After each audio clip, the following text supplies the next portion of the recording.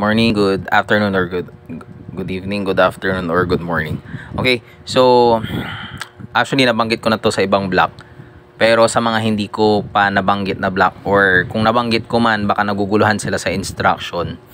Okay, so ulitin ko na lang uli in a video manner. So in-upload ko na to sa YouTube and then i-send ko na lang sa inyo. Okay. So in terms of final exam, we will not be having a final exam na. So sinabi ko na yan sa iba, so malinaw na yan sa iba. So magki-quiz lang tayo, pero in terms of final exam, ang pagkukuhanan ko ng score ninyo is yung tinatawag na final output. Okay? So ano bang gagawin natin sa final output sa art appreciation? Actually, there's 3 options na pwede nyong piliin sa paggawa ng final output sa akin. Okay, again, 3 options. So pwedeng option 1, pwedeng option 2, or yung option 3. So hindi ko sinasabi na gawin nyo lahat yung tatlo, but rather gawa lang kayo ng isa. Okay, at least one of those 3 options. Actually, yun. Okay, so we have 3. We have the first one, which is a visual art. Second is literature, and the third one is music. So doon muna tayo sa visual arts, doon sa first. So sa visual arts, ang gagawin ninyo is, since art naman ito, gagawa kayo ng painting. Okay, so doon sa painting, ilalagay nyo siya sa canvas. Okay, ilalagay nyo sa Canva or canvas. Okay, gagamit kayo ng acrylic paint. So may nabibili sa Shopee, pero mas maganda para magawa nyo na kahit sa Magic na lang siguro. Kung hindi ako nagkakamali, yung ibang nagastos sila 250, ganon.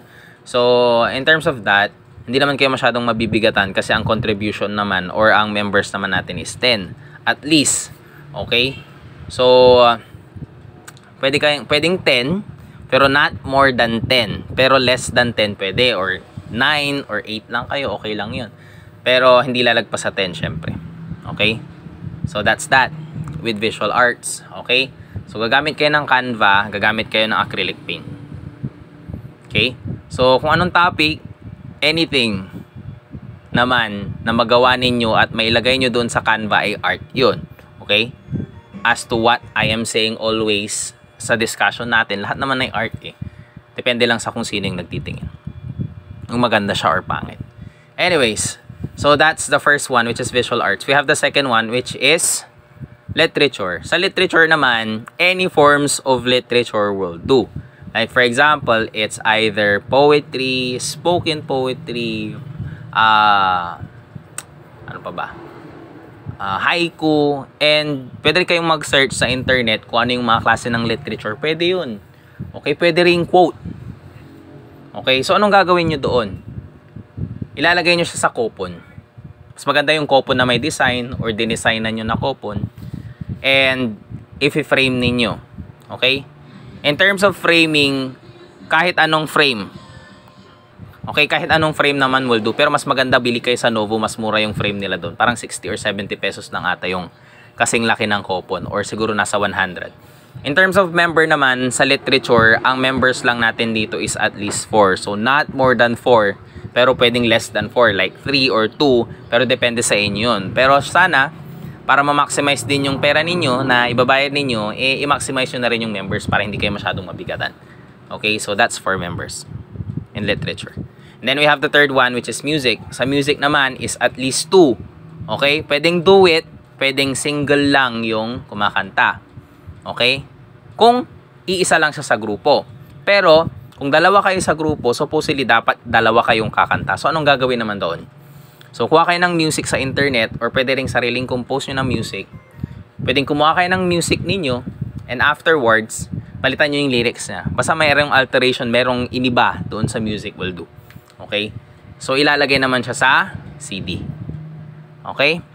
Yung CD na nabibili sa ano, sa ano ba yan? Sa Magic ba or sa Octagon, parang nasa 7 or 8 pesos lang yung CD na yon. Okay, bahala na rin kayong mag-burn, and then ipasa nyo sa akin afterwards. Okay? So again, ang members dyan is 2 or 1. Anyways, yun yung tatlong pagpipilian ninyo. Mamili lang kayo ng isa doon. Any topics will do sa visual, sa literature, and sa music. Okay?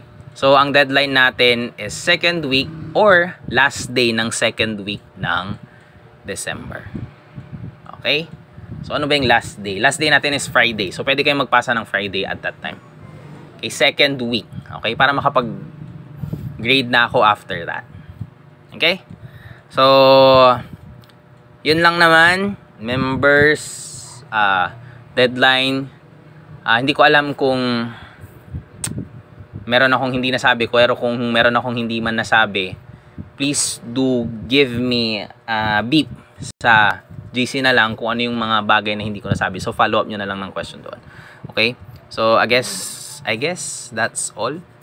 So kung meron kayong katanungan, isabihin nyo na lang sa GC kasi isasend ko yung video na to sa GC. Okay? So bye-bye.